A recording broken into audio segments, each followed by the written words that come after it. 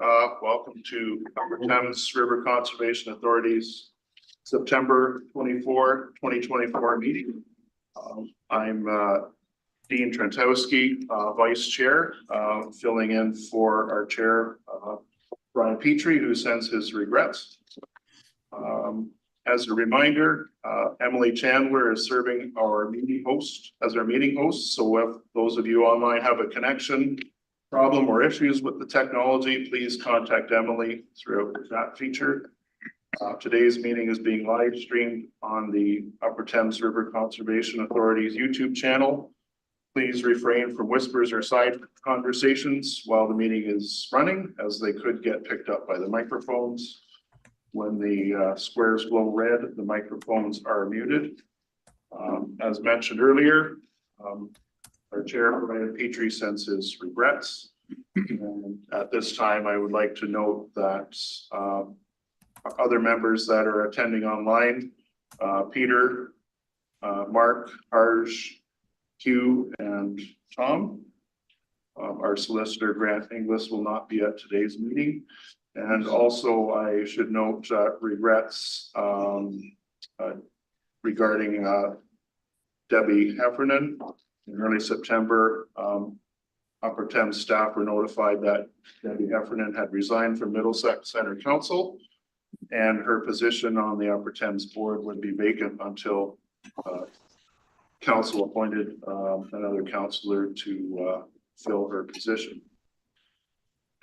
At this time, I will read a territorial acknowledgement. We will begin by acknowledging that the land on which we gather is the traditional territory of the Arawandran, Anishinaabe, Haudenosaunee, and Luna-Piwak peoples, who have long-standing relationships to the land, water, and region of southwestern Ontario.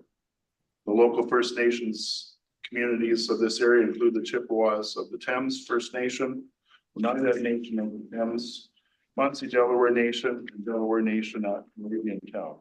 In the region, there are 11 First Nation communities and a growing Indigenous urban population. We value the significant historical and contemporary contributions of local and regional First Nations and all of the original peoples of Turtle Island, North America. Right. Item 2 on our agenda, modifications to the agenda. At this time, I would like to ask any members of staff whether anyone has modifications to the agenda as was circulated prior to the meeting. Seeing none. Item 3, declarations of pecuniary interest. I would ask if any members at this time have a pecuniary interest. If so, please declare it now or at any time throughout the meeting as the need arises. Item 4, presentations and delegations. We have none listed on our agenda, so we'll move to item 5, administrative business. The first order of business is approval of the minutes of the previous meeting, which was held August 27th, 2024. Sandy, you so moved. Seconder, Scotty. Any discussion? If not, I'll call the question. All those in favor? Opposed, if any? That's carried. Okay, thank you. Item 5.2. Any business arising from the minutes of August 27th, 2024?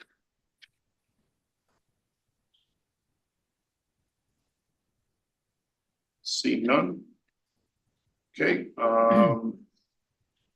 Moving on to correspondence. We don't have any correspondence. 1, 2, 3, 4, 5, 6.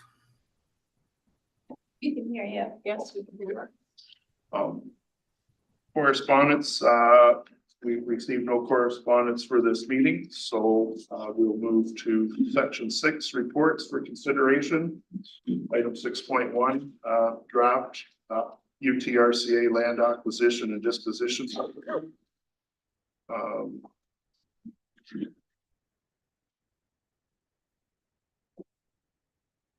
This report was authored by Brett Brasher, Manager of Lands, Facilities, and Conservation Areas. Was there anything further from staff that they wish to offer towards this report? Tracy, go ahead. Sure, I'll just kind of provide a little bit of an intro to remind everyone about our mandatory programs, and services, regulations, requirements to have our land acquisition and disposition policies. But previously, a little bit of history and context, CAs were always required to follow M&R's policies and procedures for disposition and conservation authority property, and they date back to 1997. So we really tried to align our acquisition and disposition policies with what was previously required by the province. So with that, certainly now the changes that have happened through the mandatory programs and services reg, through amendments under the Conservation Authorities Act, again, there's been a bit of a shift there to where now we're required to notify the minister of any disposition of lands if they were acquired using provincial funding. Historically, again, that was an approval process that we would have followed. So certainly, these are kind of some of the same themes that we tried to mirror through our own policies. And at this time, we're really seeking some input prior to finalizing policies. I'll pass it over to Brent or Brandon if they have anything else to add. Yeah, to the chair, that was a great summary. Thanks, Tracy. I'm not sure, Brendan, if you have any comments specific to the report, we want to add to Tracy's.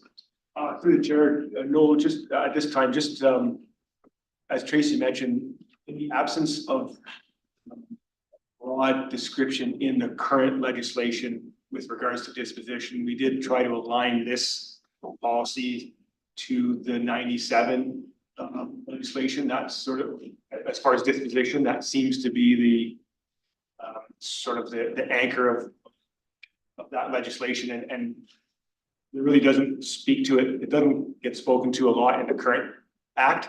So that's why we used the 97 sort of framework as the basis for this policy here.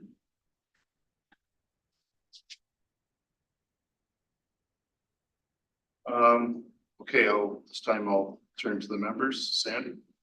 Thank you, Mr. Chair. Through you to staff. In terms of, I notice the minister at some point may direct some proceeds to support Category 1 programs. You've written that on page 11 of the draft, which is good to be captured. But I also noticed later on in the report on page 15 of the report, under revenue generated through disposition, there's, I guess you're suggesting we have a policy that proceeds go into a reserve and how those funds can be allocated. It doesn't appear in any way that that would include Category 1 programs. So could you help explain the thinking behind that and why, as one of the options, wouldn't show Category 1 program? I'm gonna pass things over to Brent to follow. Sorry, just to clarify to the chair, Category 1 or Category 3?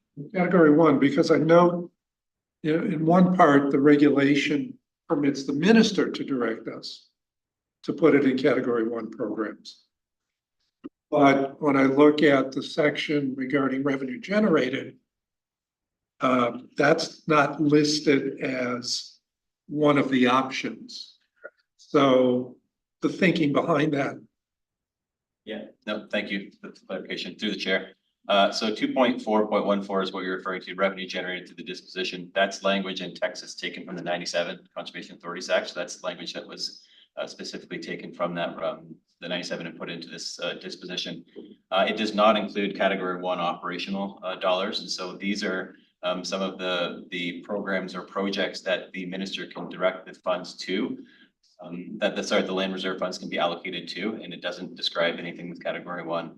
You're correct in that manner. So keep in mind, this is in reference to the Section 39 funding. So when we dispose of lands that were acquired through Section 39 funding, which was provincial or federal grant funding, the minister, upon notification, does have the ability to direct funds, but with revenue generated, it's very specific as to what the land's reserves can be used for, and those are taken verbatim from the 97 report.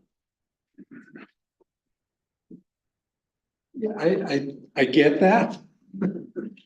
But what I'm wrestling with is, and we've had the discussion at the board about if and when there is land disposition, which obviously is not gonna happen this year. May happen next year, who knows? Where does the board have an option, or doesn't it have an option to include in this policy that category one costs could be covered? Or some category one, recognizing it's one-time money, doesn't help you in the long term, but it's been discussed around this table and I don't want to ignore it. So through the chair to staff. Just to follow up on that, I guess, so the section 39 funding that was provided for these land acquisitions way back when wasn't 100% of the funds. And so some of those funds were you know, the province provided 30% of that funding. We're referencing that 30% of the funding would be revenue that's generated that would need to go into that land reserve. It's unclear to me at this time whether or not the balance of the funds that were used to acquire those parcels back in the 50s, 60s, 70s, how those could be used. And so certainly there could be some further refinement or work or interpretation that we could use to incorporate into another section within this policy so it's more defined and more clear. So the proceeds that would Non-section 30. non-section 39 funding. So That would end up in this reserve. So recognizing this is a draft, we'll see another version. I'd like staff to take that into consideration as they develop this. That's a great point. Thank you. Okay, thank you, Sandy. Paul, go ahead, please. And through the chair, and Brent talked about section 39. So and in page 11 of the report, it references, which is the heading Legislative Framework Conservation Authorities Act. It references sections 21, subsections 2, 4, and 5, referring to land acquired through section 39 funding. So can you give us some more background on what section 39 funding was? And other than the stipulations that are in here, can you give us a little more on what restrictions there are? You referenced it before, but I may be re-asking a similar question, but I need to have more understanding about what section 39 was and what impact it has. Yes, through the chair, section 39 funding was the grant funding that was provided by the province or by the feds that was provided to conservation authorities for a variety of things. And in this situation, it's for lands that were acquired for floodplain acquisition lands. So with that funding, the section 39 funding, so we'll call it grant funding, there were certain requirements that we need to adhere to when we go to move to the land surplus. There are certain requirements under section 39 that we need to follow the policy and how we dispose of it. So looking through the report, there's different components, 2.4. So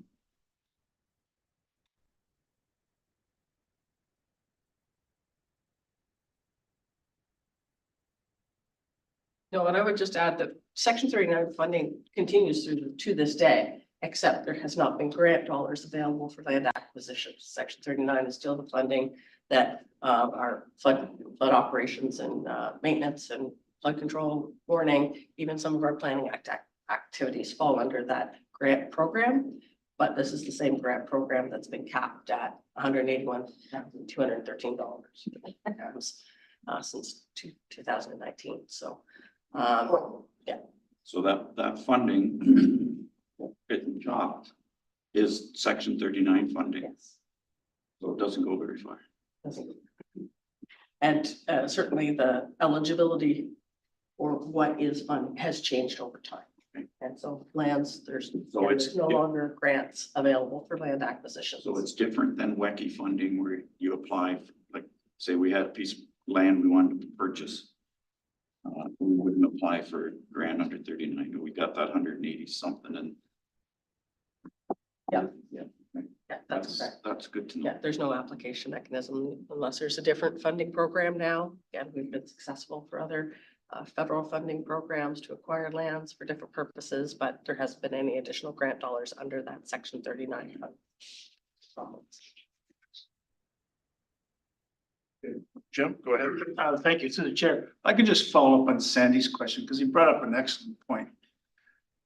So long before there was category 1 programs, we might have purchased land thinking that we were going to do something that now would be classified as category 1.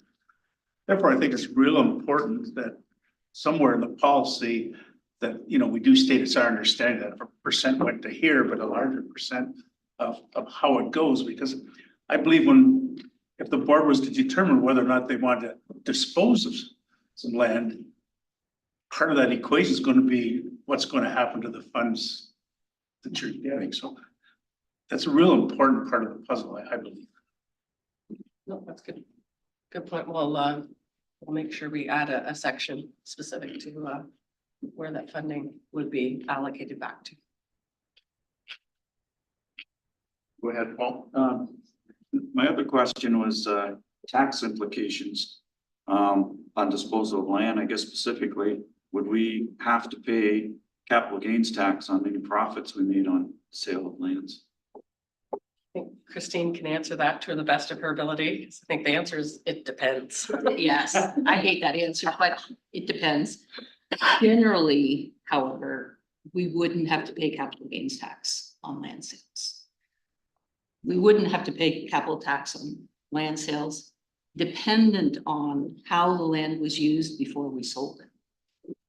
Because we're a registered charity. If we used it for charitable purposes before we sold it, gains tax. But there's another wrinkle too, as to who we sell the land to. Because if we sell land to a municipality, then it's, from Canada revenue perspective, it's the transfer, right? From one public agency to another, so no tax there. Generally, no. CRA tried to charge tax once and took us about 8 months to fix that. So to follow up to that, Go ahead. we've got significant agricultural land. If we were to sell agricultural land to a farmer, then it would look like we would have to pay. That would be much more of a situation where you might run into capital gains tax, yes. And the reason I asked is that will have significant impact on the net revenue that we get out if we have to pay. Right, it would go beyond just the tax implication, it would be a lot of revenue too. Especially with the more recent changes to the capital gain. Thanks, Paul. Any other questions? Looking to our members who are online. They have any questions or comments? You or Harj? Peter, Mark, Tom?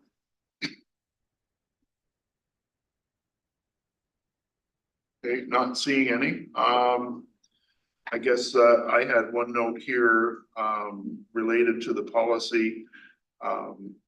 It would be helpful to have a flow chart included.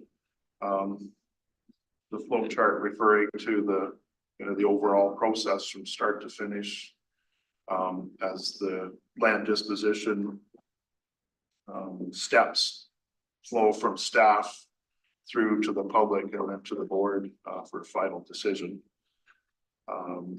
That was one note, and then just from the discussion, I guess my comment or question to Christine or to staff would be that in future, if there are any land disposition transactions undertaken by the board in the future, that I would anticipate the staff would highlight what the different tax implications might be. So that the board could make a decision or make their decisions or arrangements accordingly. So it seems like no two transactions will be alike, and that every transaction will have to be vetted forwards and backwards to deal with any potential taxation consequences. So, all right, we do have a recommendation from the staff That the board of directors receive the draft acquisition and disposition policy for information and discussion.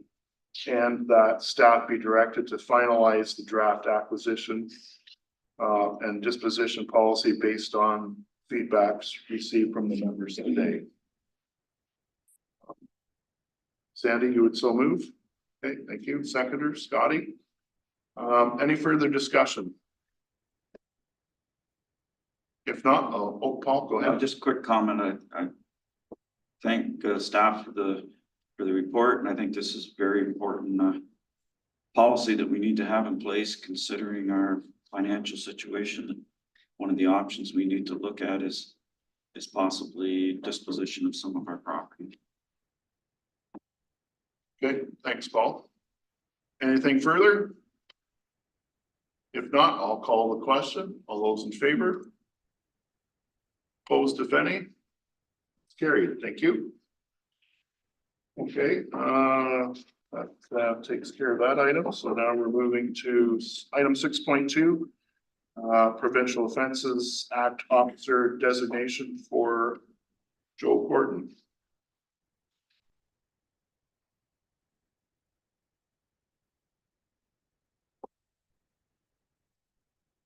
Happy to move the recommendation, Mr. Chair.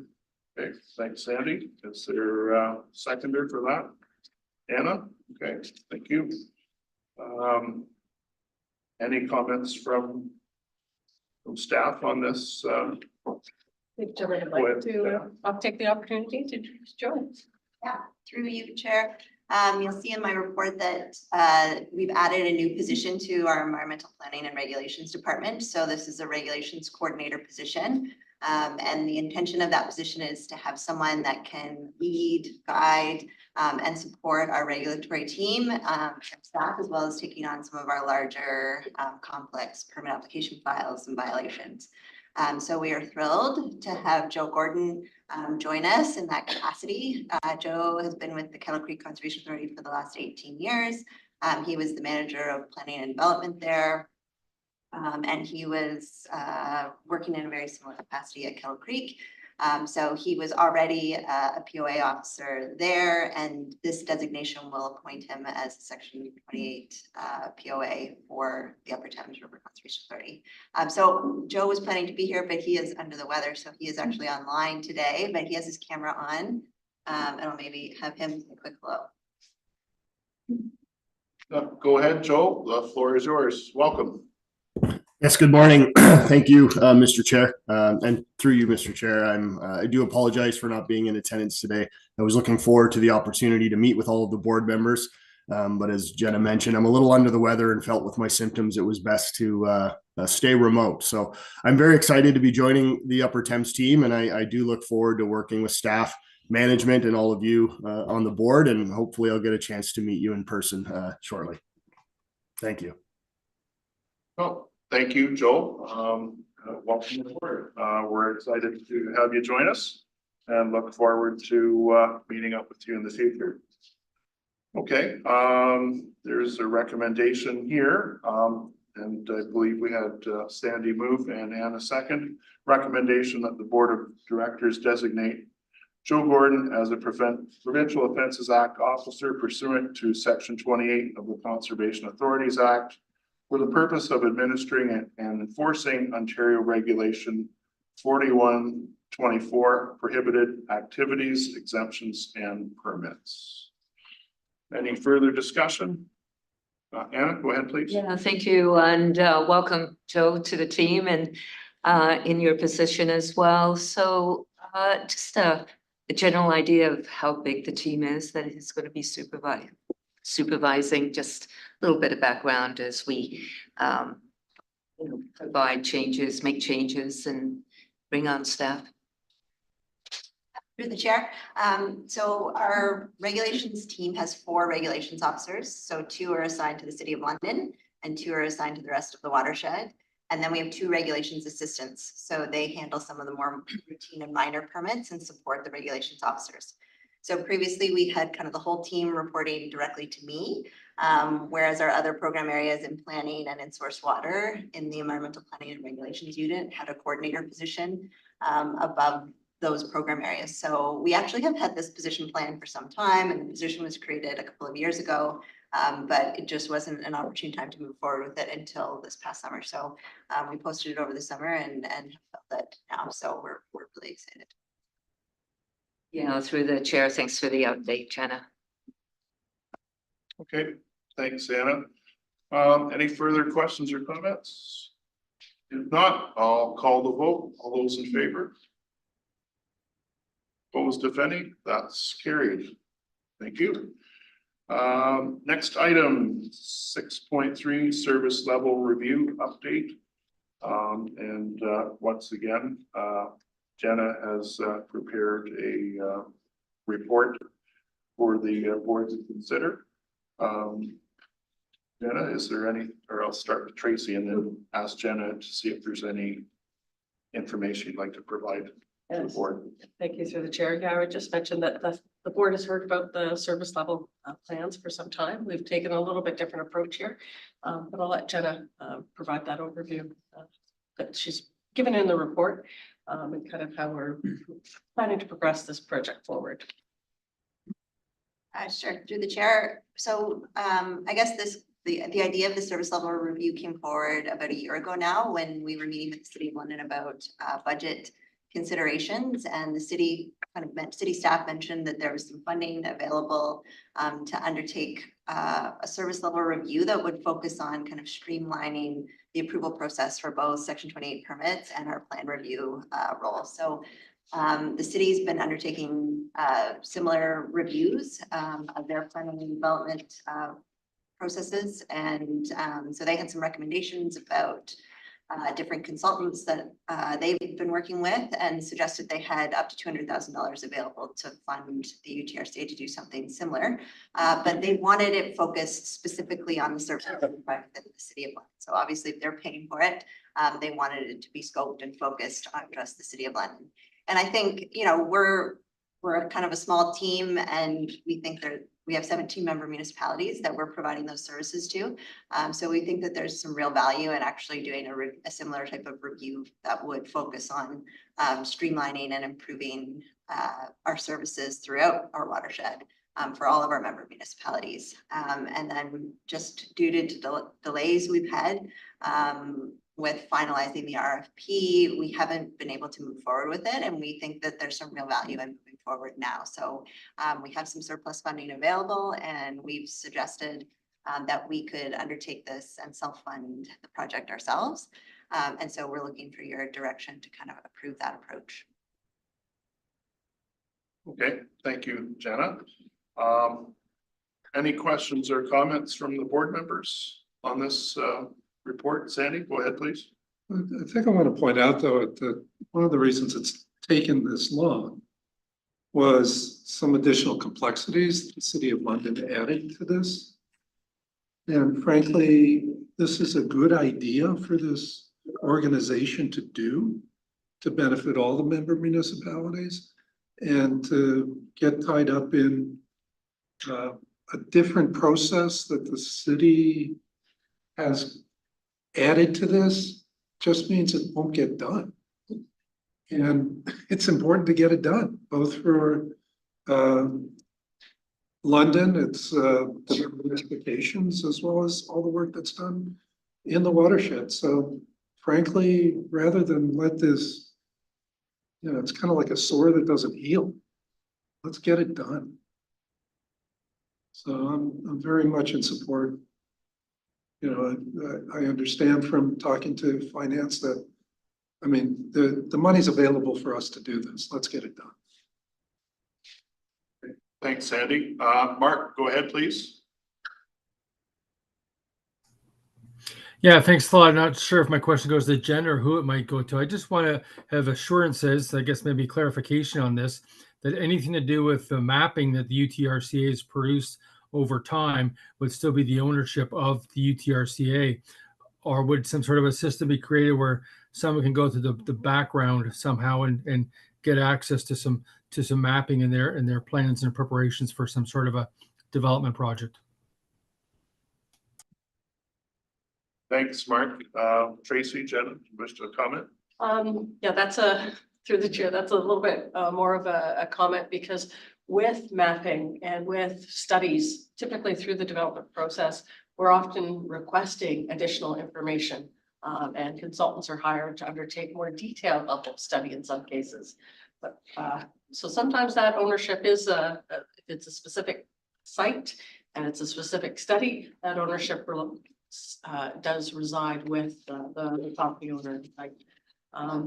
However, when we're talking about our regulation limit mapping and, you know, floodplain mapping, erosion hazard mapping, that is all mapping that we produce in-house. It is mapping that's required for us to undertake under our mandatory programs and services regulation now. And then as well, it's mandatory for us to update that regularly and provide those updates to the public. The one question that comes about sometimes is about how much of that information is available as open data. I don't have an answer for that. That's something that's still being discussed. And certainly there's some funding programs out there through the federal government too, where the mapping produced under that program might have other specifications for ownership or how that's shared. So it's a little bit more of a complex answer than just saying, yes, it's ours, but we're certainly the ones responsible for doing it under the regulation. Okay, thanks, Tracy. Mark, does that cover you? Okay, you're good. Thank you. All right. Looking to the rest of the members for any more comments or questions. Paul, go ahead. I just want to clarify, London has nothing to do with the funding of this. It's all us. Thank you. All right.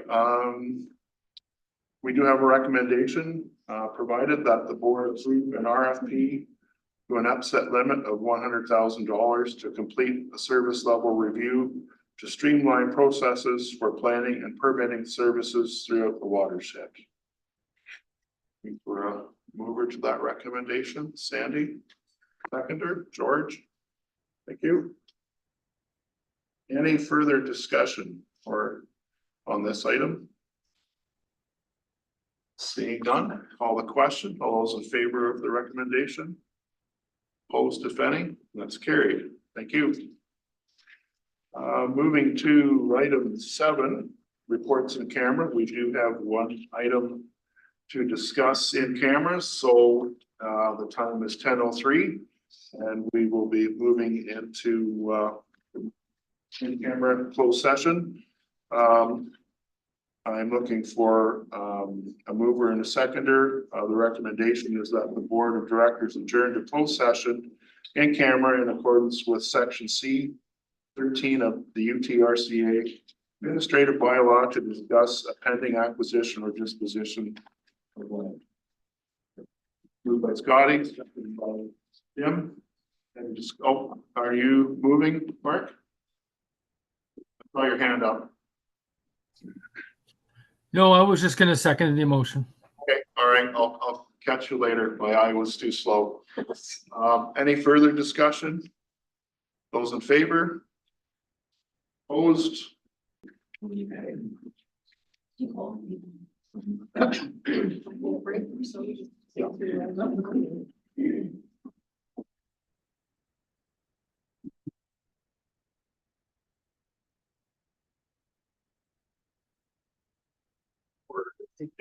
we'll take a break now while we get everybody back together.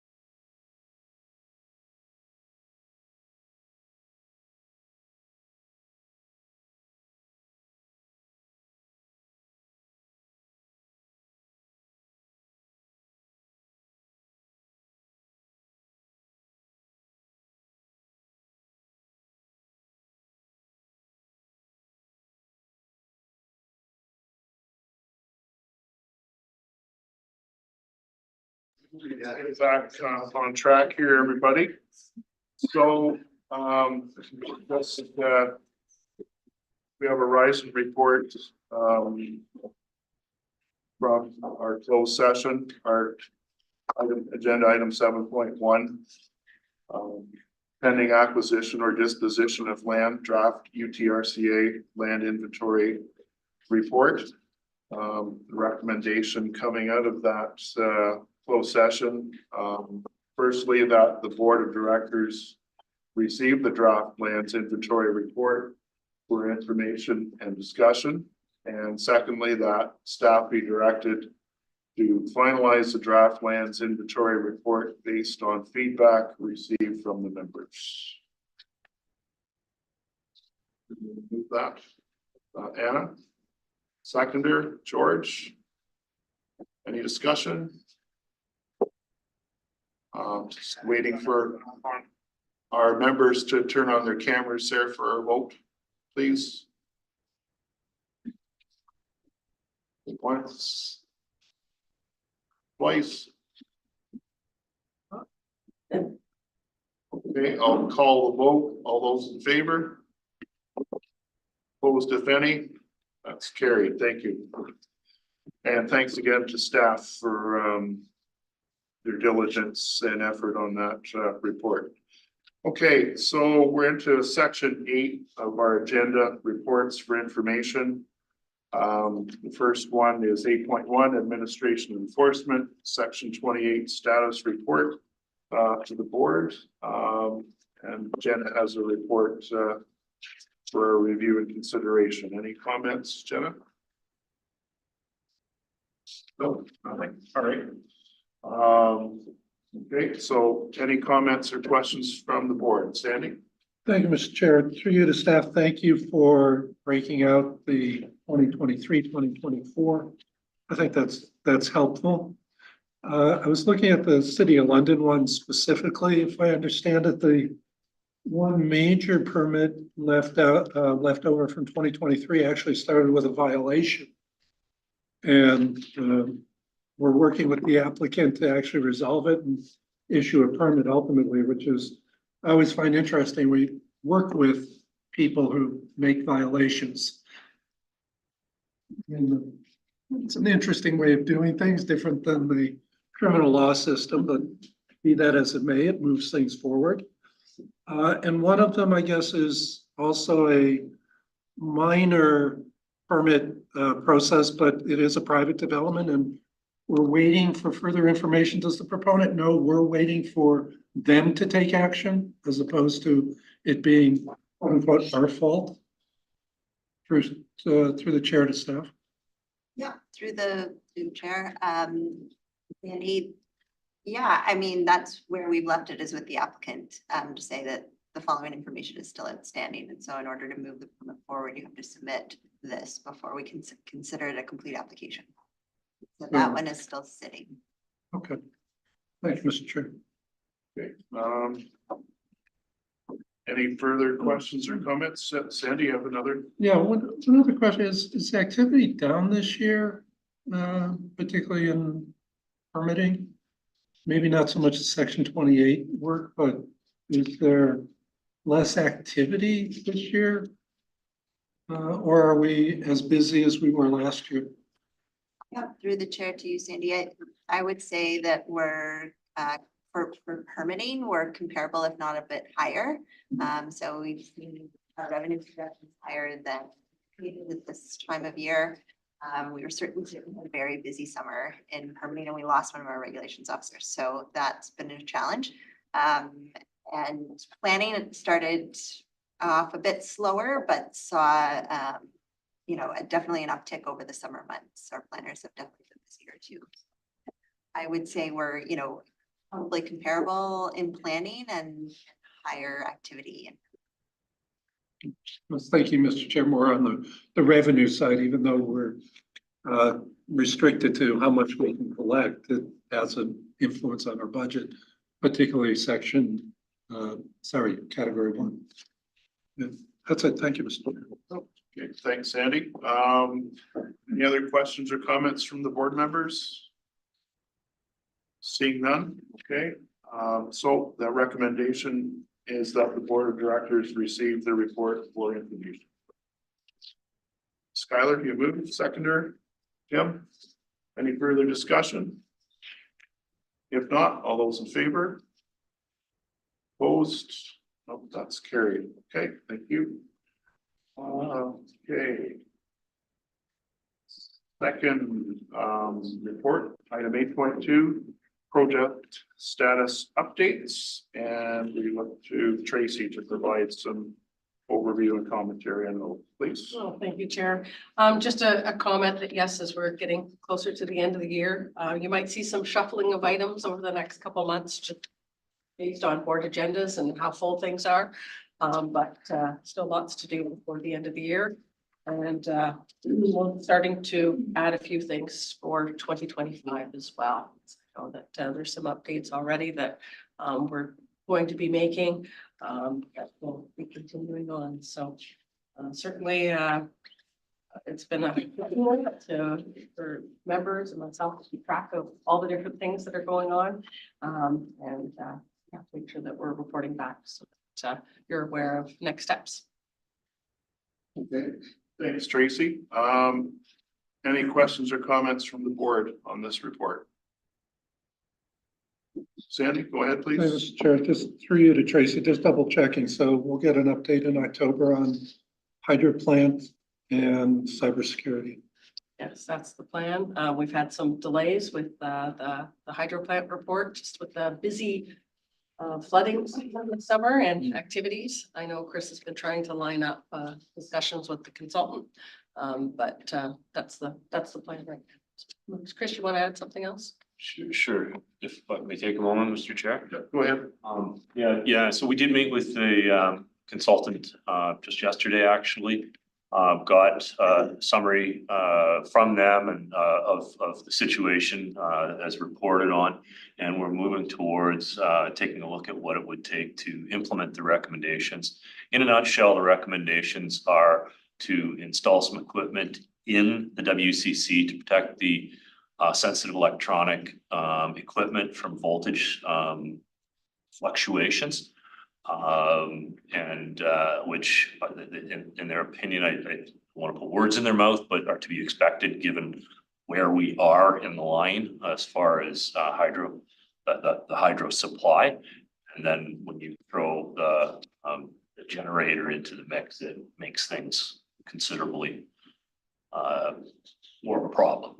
So this should allow us to be able to protect the sensitive equipment in our IT infrastructure and be able to move forward with getting online. So we do have some more work to do to be able to figure out what it will take to actually implement their recommendations and some additional work to fine tune the initial estimates that they've provided. I'll save the rest of my questions on that till October when we see the report. And am I correct, the section 28 regulation policies and mapping that actually item 8.3 kind of speaks to that a little bit? Okay, thank you. Okay, thanks, Sandy. Thanks, Chris. Mark, go ahead, please. Just as I guess a point of confirmation, the safety village, is that something that's been completely completed now and is therefore off the list? Because it was on the list previously items of progress. If it was off the list, that's an error. But no, it is proposed to come back. I'll double check and make sure that gets added back on. Thank you for pointing that out, Mark. You're good, Mark? Okay, thank you. All right, anyone else? Seeing none, all right. We do have a recommendation that the board of directors receives the project status update report for information. Skylar, you move that. Seconder, Scotty. Any further discussion? Seeing none, I'll call the question. All those in favor? Opposed, if any? That's carried. Okay. Moving on to section 8.3, natural hazard policies update. So who would like to start us off with that? Tracy or Jenna? Go ahead. I think pass it right over to Jenna. Through the chair. We previously provided an update to the board about our policy manual and how we had anticipated going out for consultation over the months. And unfortunately, we had some delays in our schedule. So as I mentioned, in our previous reports, we lost the regulations officer over the summer. We also lost our planning coordinator. So we've been filling vacancies. We've added Joe's position, who you met earlier. We have filled our planning coordinator position with Christy Kent, who was here earlier, but she had an 11 o'clock meeting. So she had to step out. But Christy comes to us with a lot of municipal planning experience. She's a registered professional planner. And similar to Joe, except in planning, she'll be kind of guiding, leading, and supporting our planning team. So we're happy to have her on board. And we just filled our regulations officer position. So in addition to kind of the vacancies we've had, I mentioned earlier, we've also had a lot of activity happening this summer in both permitting and planning. So staff time that we had kind of earmarked and targeted for work on policies and consultation on our policies had to be redirected to kind of backfill some of those vacant positions. So we haven't been able to dedicate as much time to our policies and procedures as we had hoped, but we are still planning and hoping to begin consultation over the fall. So we've had some conversations with our industry partners and some other groups about initiating some working groups and starting some engagement on those policies, and hopefully we'll have something more final to provide to you later in the year. Okay, thanks, Jenna. Tracy, go ahead. And I would just remind the board too that we had the board approve kind of our interim policies back in March to deal with the updates and the changes to the regulation under section 28, the 4124 regulation that came into effect April 1st. So this is a more of a broader comprehensive update proposed at this time that Jenna and her team are undertaking. So also timing as well, we now have the provincial planning statement that's been released by the province, comes into effect in October. So I think all the pieces of the puzzle are kind of coming together to help us to produce a more comprehensive planning and regulations document to help with guide staff, but then also provide those procedures so that any applicant is aware of processes and what we follow moving forward. Timing is, I think, will be good. All right, thanks, Tracy. Sandy, go ahead. Through you to staff, so assuming we have some stability among staff, any rough idea of when you think you'll come back with a final policy? I'm hoping by year end, we can come back with, a policy document to provide to the board. Thank you. Okay, Paul, go ahead, please. I just want to confirm, when we adopted the interim policies, there was no timeline other than they were going to be in place until the full policy. So there's no, we didn't say for 6 months or anything, it's just until this. Okay.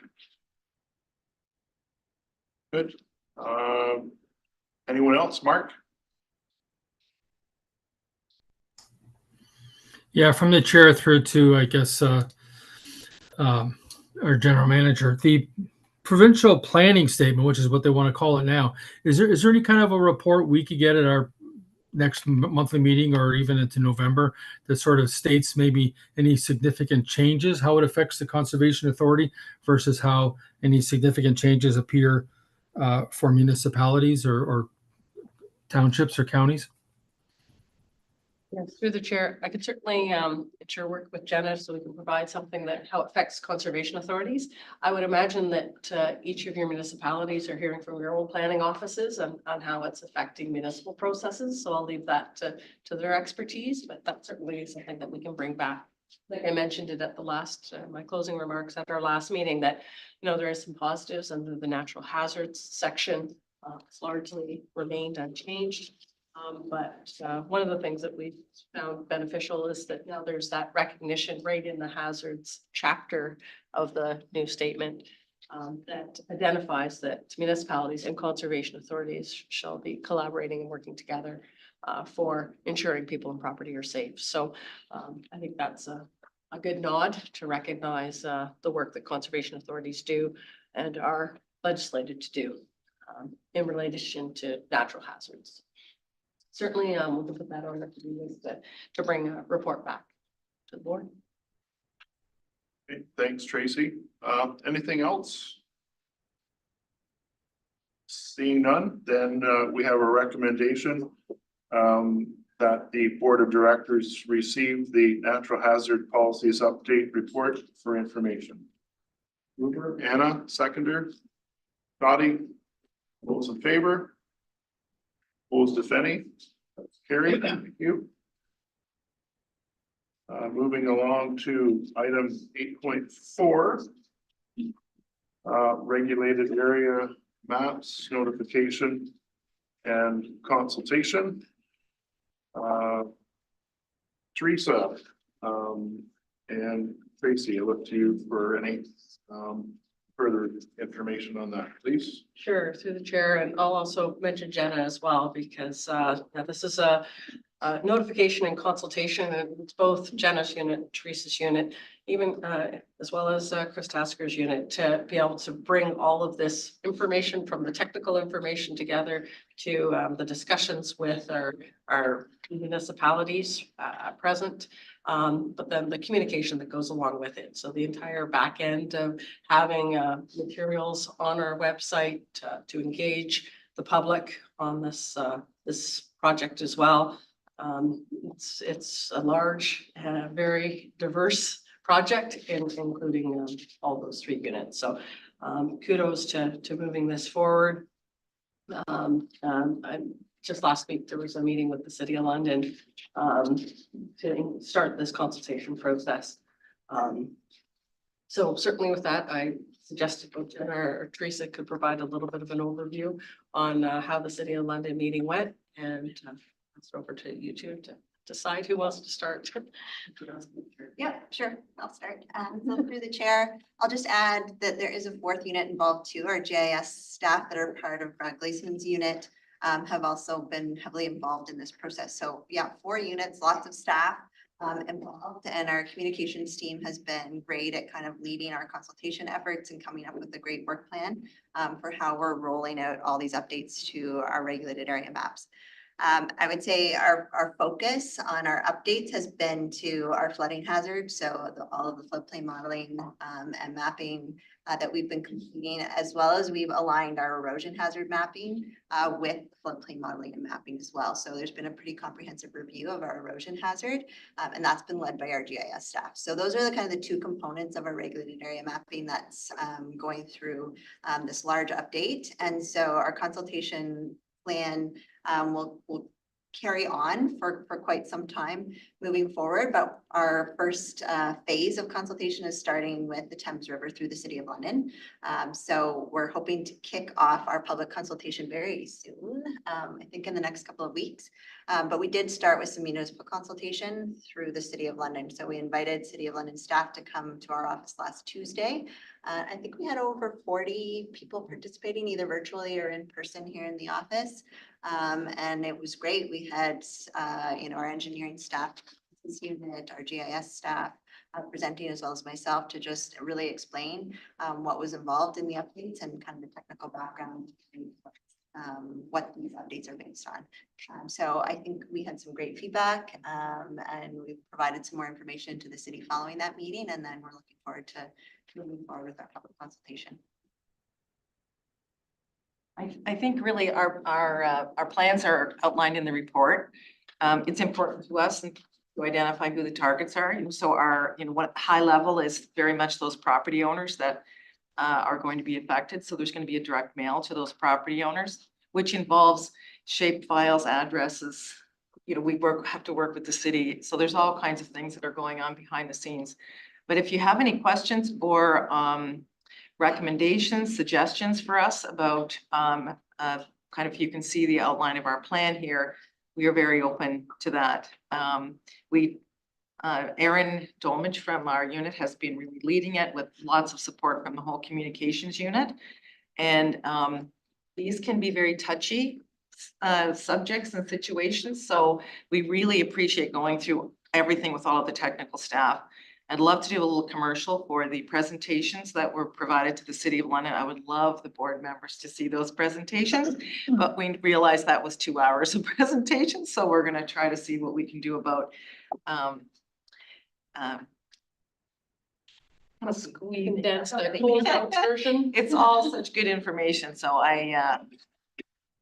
we are going to work on making that a little bit smaller and maybe a little less technical, but I'm really hoping that we get to bring it to our board members. All right, thank you. Anything else from staff? If not, I'll turn it over to the board members for questions and comments. Sandy, go ahead. A couple things, Mr. Chair. I assume you'll be in your communication as industry groups as well. Yes. Yeah. Okay. I guess where this starts getting complex. So you said this is hazard mapping, but it really relies on the floodplain mapping. And there's always been a lot of, I'll be nice, back and forth, particularly with the City of London on the models. Because modeling is the key to all this, but modeling all depends on the inputs. And are we getting closer to agreement as to where the lines will be based on an agreement on, we've run the models enough times, at some point you got to stop. So are we making progress on that with the municipality? Yeah, I'll turn it over to Jenna, because I think that last week's session was a great information exchange for better understanding about how and the model has changed and just a number of factors that go into that, but also Chris and his team being there and being able to answer very detailed technical questions as well. So looking at Jen and Chris, they both seem to want to speak to it, so. I'm looking for a short answer. Are we getting closer? Chris. Maybe I can offer the short answer, and really that's going to depend on what kind of feedback we get from the city. You know, they have our information now. It's gone through a peer review process. We're confident with it, but let's wait and see what their feedback is. That to me is the best summary I could give at this point in time. Okay, that's The good. only thing I would add is just the peer review process that this modeling went through. So we had a team of peer reviewers, so 3 kind of technical experts in floodplain modeling and mapping that have reviewed this piece for us. And so we've prepared, Chris's staff have prepared a very comprehensive peer review record as well. So the city's reviewing that as well. But I think there should be some confidence in the fact that it's not just our staff saying that this is where the lines are, that this has been kind of vetted through other technical experts as well, so. Well, related though to different water courts. Sounds very familiar to me as to Dingman as well. And are we making progress on that with the municipality? Is that a fair question to ask, or should we be asking that in a different forum? I guess through the chair, we haven't seen anything out of Dingman. So we know the EA is ongoing. We know the city's engaged a third-party consultant to undertake modeling work, but we have not seen any of that modeling work or outputs from the modeling work in quite a long time. So the last sort of draft mapping, and we didn't even review the modeling at that time, but the draft mapping that we saw was last fall during their public information centers. So I haven't seen anything since then, and I understand that there's some modeling coming to city staff soon, some updated modeling. So we've communicated that we want to review and have some discussion with city staff about it. So we're waiting. I was just trying to clarify where it was sitting. And your answer tells me it's sitting with the city. Thank you. Okay, any other questions, comments? Jim, go ahead, please. Yeah, it's more a comment and without seeing the entire report, not knowing exactly where it's going. And I understand the importance of it. But what we're seeing today, based upon climate change, is very different than when we decided to do things 30 years ago to come up with these. So I'll give you a quick example of where I'm coming through in St. Mary's in our municipality. Starting around July 16th, we had 2 monster rainfalls. We had something like 16 inches in 10 days. And not one of the floodplain areas flooded. It was all overland. And so businesses that had never flooded before at the sides of the road, you know, the water was a foot deep running in their front door. So a lot of these new regulation things, I mean, we have to think of how things are changing and what are we going to do to, you know, I'm sure the city of Toronto was when they got the same thing. So I just want to make sure when we're thinking about things that we're getting everything in context, or maybe there's things that we might have policies in place that might have worked for the last 40, 50 years, but maybe they don't anymore, the way we operate something. Maybe we need more storage behind dams or something, you know, we need another, you know what I'm saying? So I think we have to look at the big picture overall. That's all I want to say when we're looking at changing things. Because it's got to work. I hear you, Jim. It makes sense to me. Urban and rural landscapes are changing, and like that's part of the modeling process is to try and capture that change as quickly as possible. But as the pace of development accelerates, it gets tougher to try and capture that. Tracy, go ahead. Yeah, and I think maybe Chris will want to jump in here too, but yeah, it's that understanding too, the difference between riverine flooding, which is our core business and mandatory versus what is that urban flooding and stormwater capability. And again, we have more intensive development in historical neighborhoods that may not have that same infrastructure in place that's needed to get. I'll leave that. I don't know if Chris wants to add anything else. Yeah, that's an important comment. And in light of that too, I would to one of your comments about more storage behind dams with these high intensity, very localized flood events. That's not going to help, right? Where do you put the dams? We need to make sure that development, and I guess not us, but people, the community in general, need to make sure that development is more resilient to those sorts of things, and considering those higher intensity, short duration, very localized flood events. Okay, thanks, Chris. Is that No, it's good, Jim? Yeah, no, it's just a comment that we always have to be thinking of. All right. Any other comments or discussion? Seeing none, okay. There's a recommendation. I guess I had one quick question for Jenna. The response from the city, is there any indication when they will come back?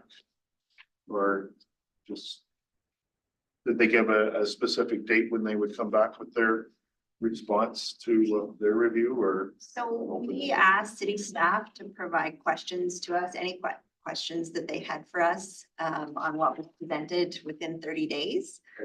But they have asked for all of our modeling as well, which will likely take them longer than that to review. So anticipating if they have larger comments on the modeling aspects, that will take them longer than 30 days. Okay. All right, thank you. All right, so we have a recommendation that the regulated area maps notification and consultation report be received for information by the board. Skylar, you'll move. Paul, second. Any further discussion? Questions? None? Okay, I'll call the question. All those in favor? Opposed, if any? That's carried. Okay, thank you. Item 8.5 is next on our agenda. The asset management planning update. Mike Knox and Chris Tasker are here if there are any questions of the report. So look to them or Tracy to provide us with more information. Yes, thank you through the chair. Just a reminder that asset management planning is a big animal. But our requirements under our deliverables to the province is to have the asset management plan completed for our flood and erosion control infrastructure. So really, that hazard infrastructure is required by the end of the year. So we're trying to do that kind of in parallel with developing the broader asset management plan for all different components of our business. But Mike Knox is not an unfamiliar face, but maybe a new in this role from when you've seen before, but just wanted to recognize that yes, he shifted over to our asset management specialist position, and this will be his primary focus. And again, working with Chris Tasker to really focus in on the registry, but that hazard infrastructure piece by the end of the year. So any questions can be directed to either of them. Okay, thanks, Tracy.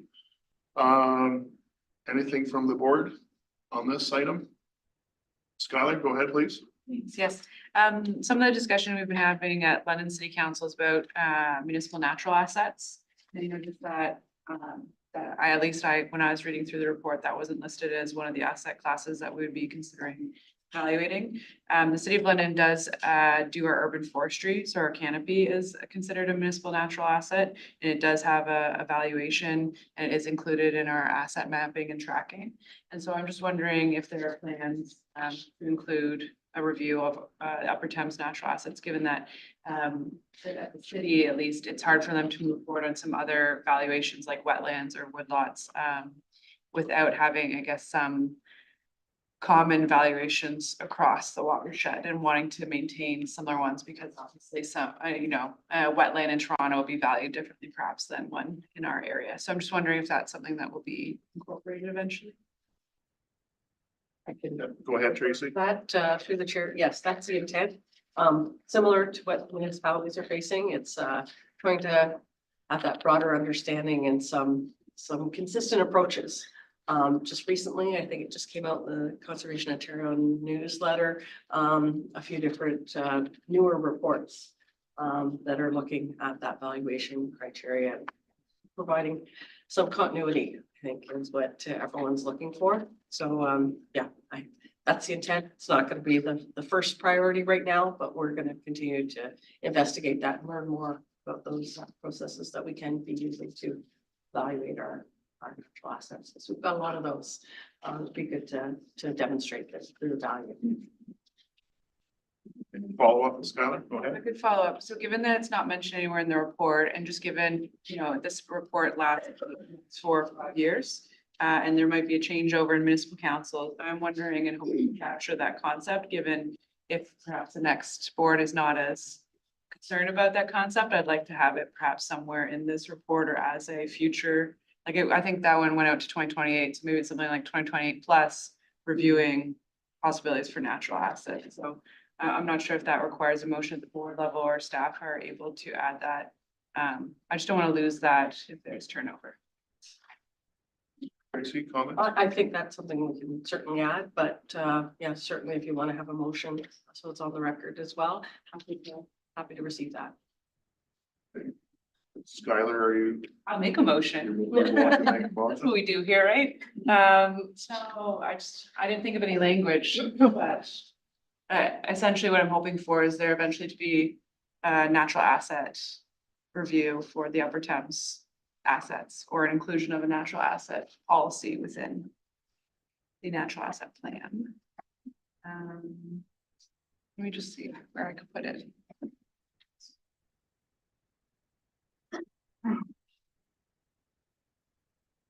Waiting for looking at Michelle to write something. Yeah. Michelle's-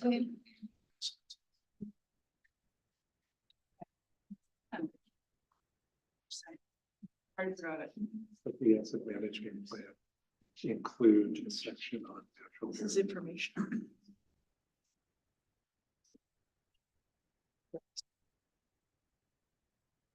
That's good. The direction to staff. Okay, sure. Report for information and direction to staff to include natural assets. In the Asset management. asset management plan. Yeah. I like that. That works. So moved. So we'll include a direction. The current recommendation is that this report is received for information, but we'll also include direction to staff to include the natural asset, to include a natural asset policy within the asset management plan. No, it's be a policy. Class. Yeah. Class of assets. Class of assets. I missed that. Thank you. All right. Any further discussion on this? Mark? The seconder. Maybe in the way of stating the obvious, I always think of the asset management program similar to, say, buying a condominium where there's condo certificates, reserve fund studies, just so everybody knows the sort of the state of the property. And in this case, the province wants us to know that we are keeping track of our own inventory of items. So like I say, I probably stated the obvious, but I think this is all a very good update. Thanks, Mark. So Skylar, you're willing to amend the recommendation, so we've read that. So I need a seconder. I have to back up. Anna, you're willing to second that? Okay. Any further comments or discussion on this, on the recommendation? I guess I have to ask for approval to receive the amendment, but any further comments on this? No. All right. So the recommendation, as amended, Skylar has moved and has seconded it. Looking for a vote on that.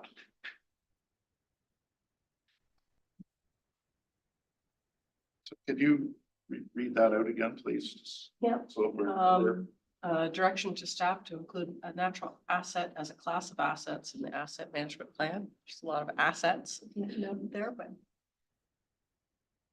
okay. Skylar, you're willing to move that. Anna, second that. Okay. Any discussion on that amendment? If not, call the question. Those in favor? Okay, that's carried. Thank you. And then going back to the original recommendation, this report is received for information. Now you'll move that. Seconder. Skylar, any further discussion or questions on that? All those in favor? That's carried. Okay, thank you. Okay, items 8.6 is the flood augmentation and erosion control operations plan. So we have Chris Tasker is available to introduce the report. Floor is yours, Chris. Go ahead, please. Sure. Yeah, and Mark Helston, I believe, is available online. He's the author of the first ones anyways related to the dams that we're working our way through. The only thing I'd like to say in sort of introducing the topic is to say that perhaps my wording around in the next steps around developing the first operational plans might be a little bit misleading.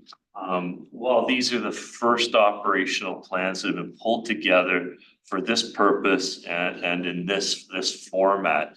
They really are just a documentation pulling from past practices, pulling from past operational plans, using the same word, but they weren't necessarily called that back then.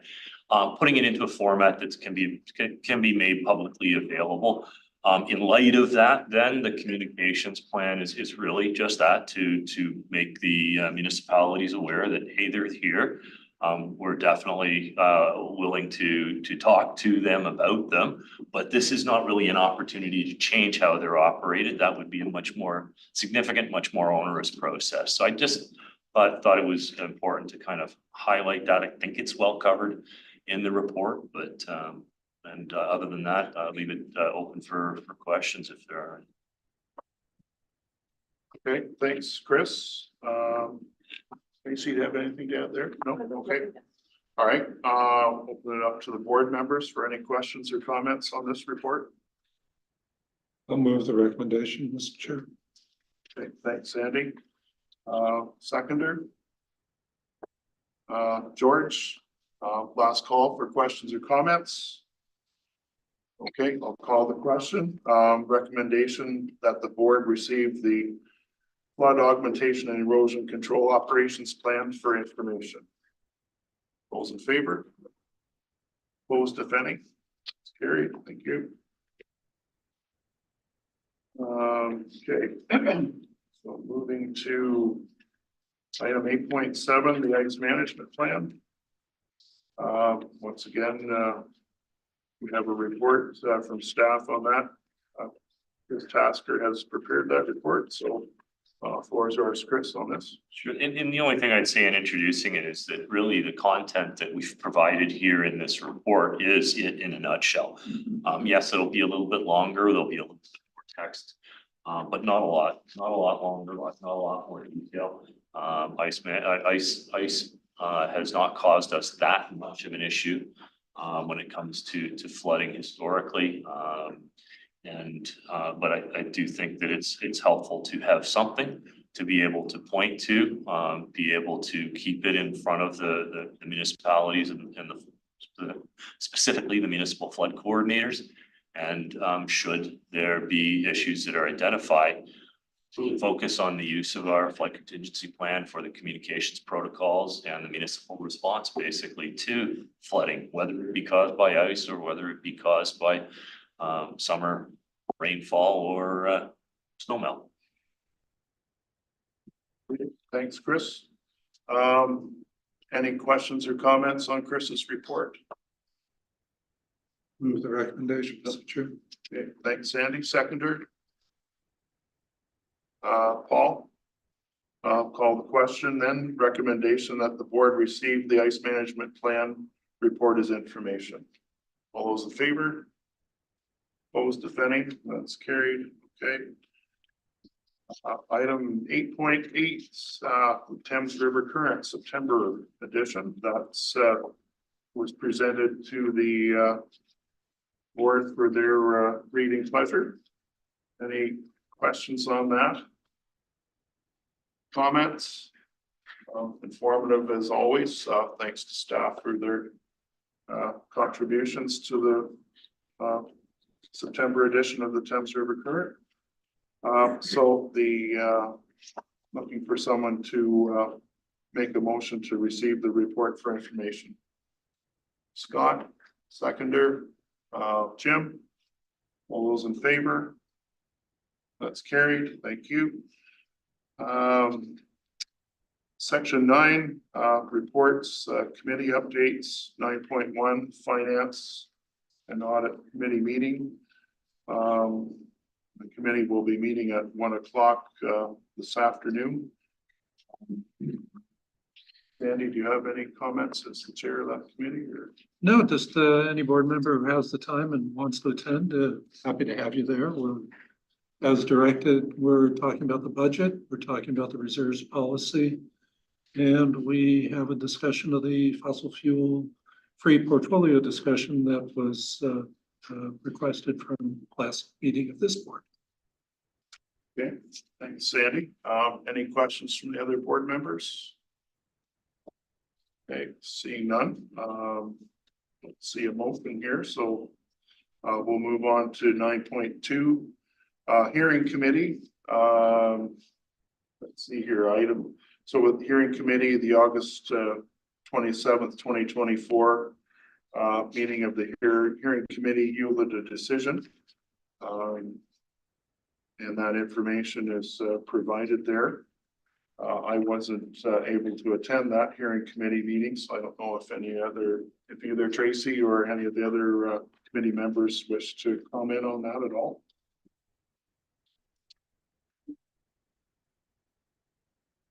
Okay, any, Move the report. Sandy moves to accept the report, seconder. Skylar, okay, recommendation that the board of directors receive the report for information. All those in favor? Opposed, if any, that's carried. Thank you.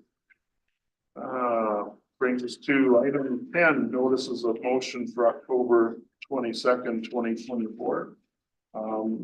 The question, does have anyone from the board have a motion to bring to the floor for a future meeting?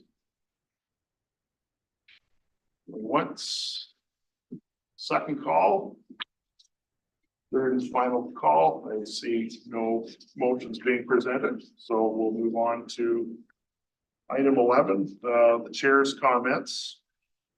As indicated earlier, our chair Brian Petrie is absent, but he did have a report for us on the effort to bring about the lifting of the fee freeze. So I don't know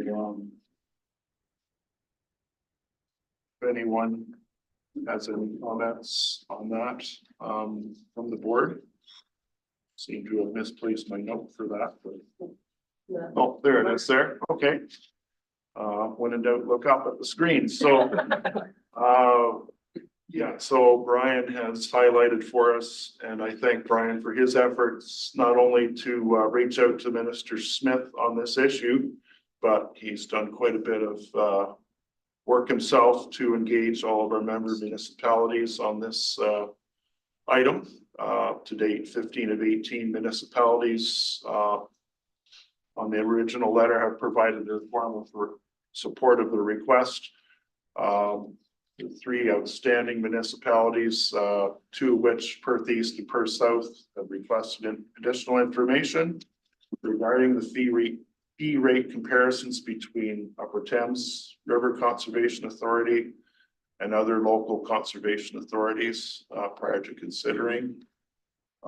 My understanding that information is being provided to the respective municipal councils and their staff, and will be forthcoming to them early next month. So the Huron chose to receive the request as part of the general funds and did not make a decision for or against supporting the effort. As indicated in Brian's report, he's been in talks with Minister Smith at the AMO conference, and Minister Smith is eagerly awaiting our response as soon as possible. And Brian's recommendation is given the minister's comments and that the vast majority of municipal members have provided positive support of the advocacy. He recommends that the letter be sent to the minister with the municipalities that have provided resolutions in support as soon as Perth South and Perth East consider the matter. So we will, in anticipation of a decision for Perth South and Perth East, we would bring this back to our October meeting on our agenda. Brian goes on to say, as part of the correspondence to the minister, Brian would include the resolutions passed by our municipal members, as well as any relevant data to show potential impacts of the fee freeze continuing. All members of the authority would be included in that correspondence. And Brian concludes his report by thanking everyone for their support on this and your advocacy at your respective councils. Hopefully it will help in having a policy change for us and be able to have positive results for future levies. Brian says he believes there will be a need for further conversations around the level of cost recovery for fees our member municipalities would like to see in the future if the freeze is lifted. So that was Brian's report. There's no action at this time other than to ask that make a recommendation on Brian's behalf that the board of directors receive the letter for information and that this letter be appended to the minutes of this meeting. So any comments or questions first, George? Was this letter sent to all or other conservation authorities as well? Because I asked that question because I sit on SWAC's council with two other colleagues that one's on Long Point, one is on Catfish Creek, and they wondered if it was sent to other CAs or was it just sent to the municipalities in the watershed of Upper Essex? I can answer that through the chair. Initially, it was just sent out to the watershed municipalities, but stemming from conversations at council, there's been some requests for receiving the letter so that other representatives that sit on other CA boards could take that back to their CAs. As a result of that, I know Sable Bayfield just moved forward with producing a very similar letter to send out to their municipalities. And it's a topic of conversation at our Southwestern GM's meeting, which is on Monday. Certainly there is some interest for other conservation authorities to use the same type of letter. I'd remind everyone too, though, each CA has a different cost recovery formula for their fees. Some have been charging 100% cost recovery for planning and development reviews for some time.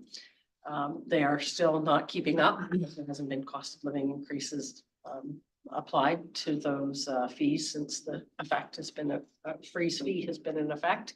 But I know Conservation Ontario is meeting with the province at the staff level to try to encourage it. If not the fees lifted, at least some increase to align with cost of living being applied to fees. But it doesn't really help when we can't change our fees at all, and we may be requesting municipalities as well, shifting our cost recovery to more of a full cost recovery model rather than the 50%, which is currently in our policies. So some of that data has been gathered as well. I know the grant has been putting that together. But we'll be discussing it a little bit more at our meeting on Monday and see if there's additional interest out there to pursue that. It's a bit of a balance. Some CAs aren't getting as much of an impact because of their cost recovery model. And some don't want to push the minister, I guess. They'd rather just wait and let him make a determination if it's the appropriate time to lift the freeze fee at his own peril. But I think hearing from our municipalities, I think, is key rather than just. And I guess to your question, George, when this subject came up at West Perth Council,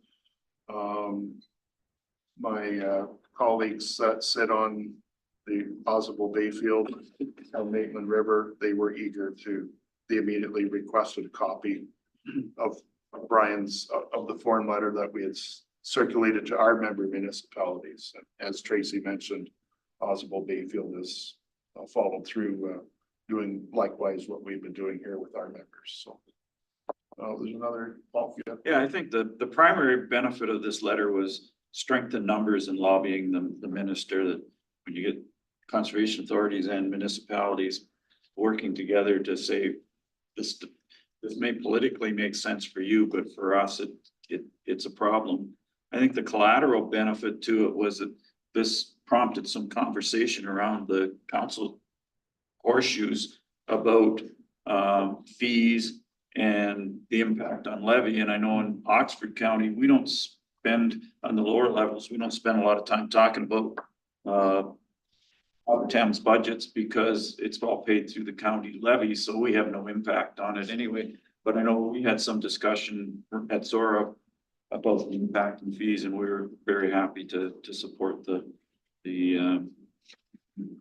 letter and the lobbying effort. So I think that was the extra benefit that it, and especially at councils that do have to factor in the levy into their budget, gave some more insight to why the levy needs to go up, because we can't recoup our costs because of this freeze. Thanks, Paul. Go ahead, Anna. Yeah, thank you, Mr. Chair. And just as a follow-up to what we as a board will be receiving in October, will we be receiving the resolutions from other municipalities? And then hopefully there's enough time to get it to the minister before the end of the year. Just want to know what we can expect as a board next month to receive. Is that when you say other municipalities, like members within our watershed? Go ahead, Tracy. Yeah, well, I think from what Brian's letter is suggesting is that as soon as we hear back from First South and First East with their resolutions on this matter, that we finalize the letter and send that off to the minister.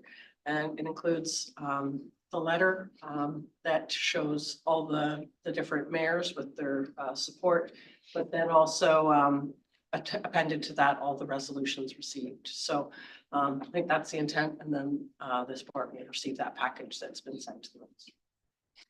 Thank you for that. And I just want to say to the chair too, for the advocacy that he has done, and also to the municipalities, having these numbers, getting back to their strength in numbers, really appreciate the work that's gone on to date. So thank you. Thanks, Anna. Any further comment or questions on this? Jim, go ahead. Not really a comment, but I think it's real important that we recognize the effort that Brian put in, getting all of councils answering the questions. So huge effort. Thank you. Yeah, absolutely, 100%. And I'm sure right now, Brian can't hear you, but I'm sure his ears are ringing somewhere, where he is with his family. So thanks, Jim. I'll just, I don't think I got a mover and a seconder yet, but the recommendation is that the board of directors receive the letter for information and that the letter be appended in the minutes for the September 24th, 2024 board meeting. Yeah, you'll move that. Seconder, Scott. Discussion. All those in favor? Opposed, if any? That's carried. Thank you.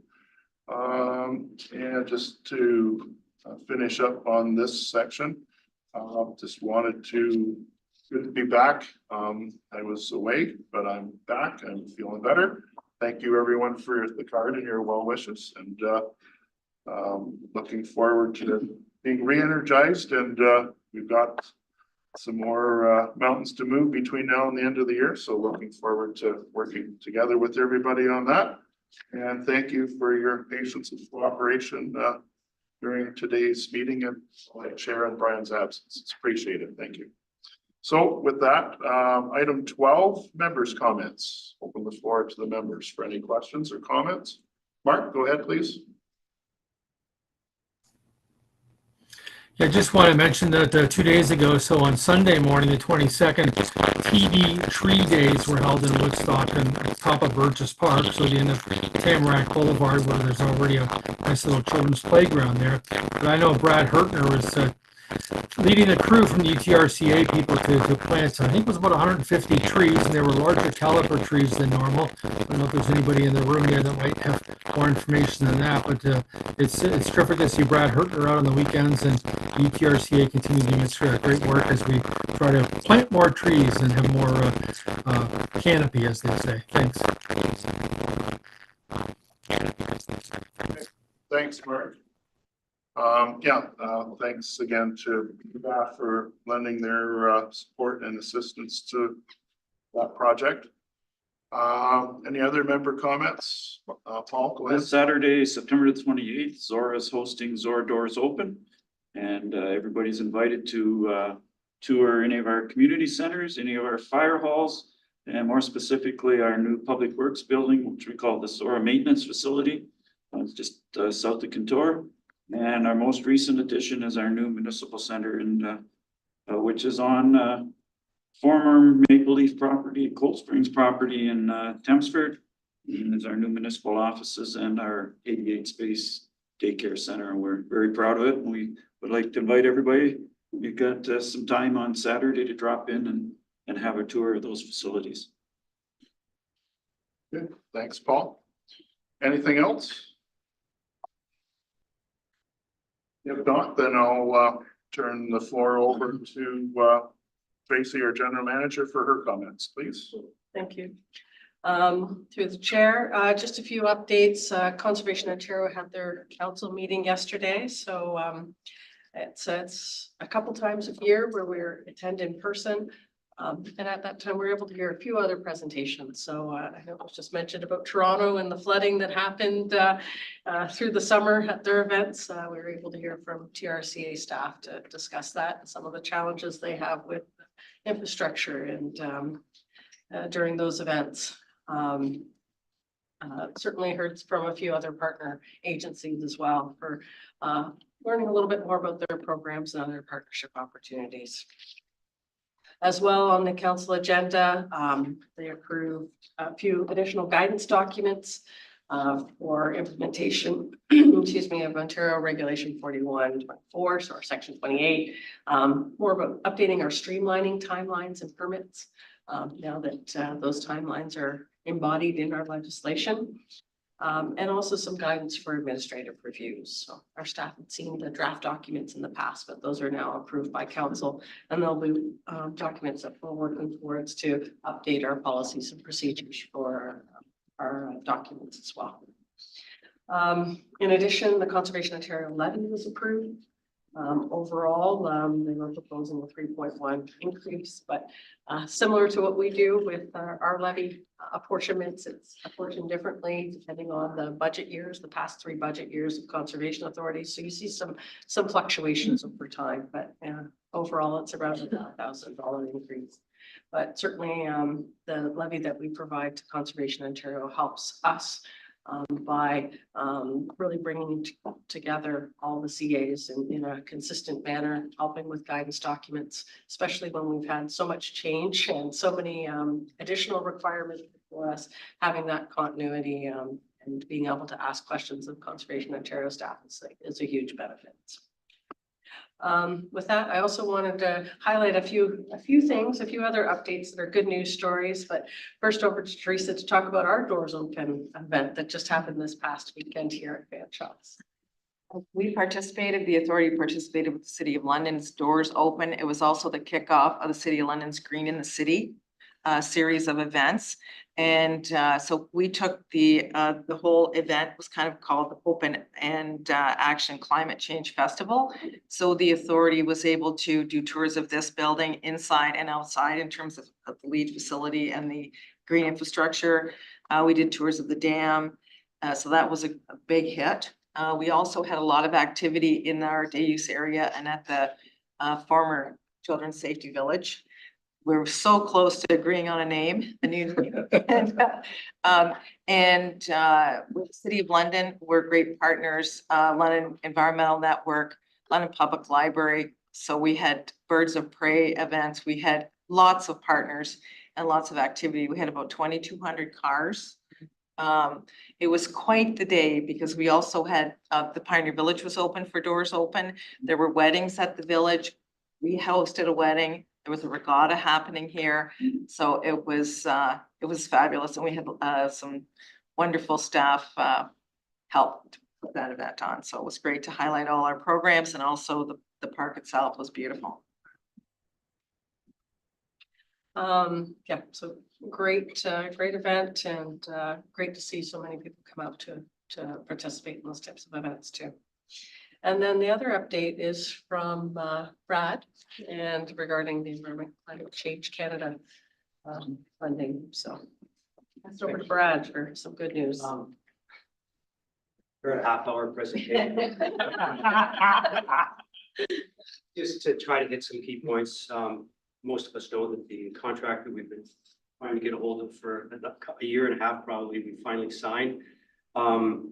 And now we can somewhat announce it. The communications with Environment Canada is a little touchy, so we're quite careful on announcing too much. But to try to hit a few key things, it's an agricultural-based program. It's strategic in nature, so we're trying to hit the hotspots identified in the watershed, or potential hotspots, with the best management practices program. So water quality based. Hopefully we can move those water quality yardsticks over the next 3 or 4 or 5 years. It's a 4-year program. The other kind of components associated with that is, as I mentioned, is we're trying to hit the hot spots. So we're working with our GIS folks, our water quality folks, University of Guelph modelers to try to identify where those are and fine tune where they are over the next 6 months or so. And then we're hitting the ground running right now with our better classes program associated with that. Tied into that, of course, is an education outreach program. We're going to be into the schools and other methods, working with farm organizations and groups to promote and encourage and develop the program. So again, it's still evolving. I know a few of the members I had contacted at one point for letters of support and assistance. We're going to be reaching out to all those folks in the next while, as now that we've signed it and we can actually promote it. So just so folks know, that's around about a $17 million program over 4 years. Tied into that, there's an innovation component, and it's another $850,000. And it's centered around our demonstration farm projects, which one is in Thorndale, and Sandy and Brian had we're out to an open house event we had there about a week or two ago, Sandy. And then a couple of days later, we actually had another one with a whole bunch of people there as well. It's tied to that project as well as a new water recycling drainage project we're going to have installed this fall near Wildwood on one of our properties. So that's a big part of that. And then the water quality again is a big part of that. So we're going to be intensifying our water quality monitoring across the watershed, filling gaps, finding out more information, and again, trying to improve and develop the program as we move along. So it's a big effort. It's a lot of money, but it's a big project with a lot of work and a lot of people involved. And it's almost a little bit frightening because of what we're doing here, but it should be pretty exciting. So that's the Environment Canada stuff that's people have been waiting for, and hopefully we can provide more information as time goes on. Keeping in mind with that, though, we've got a number of other species at risk projects going on, COA through MAPA, some watershed projects, Ministry of Environment, Conservation of Parks, wetland programs, and other projects there. So a lot of stuff going on. A lot of money, but a lot of work. So we're quite excited by all that. The stuff that's going to take place shortly. I don't know if there's any questions on any of that. No, thanks, Brad. Any questions for either Tracy or Brad? Or Teresa on the information they've provided? No, don't see any. Thank you very much, everyone. So that brings us to item 14, adjournment. Our next meeting is scheduled for October 22nd at 9:30 at this location. So I look upon someone to make a motion to adjourn at 11:53 a.m. Tyler, seconder, Dottie, those in favor? We're adjourned. Thank you.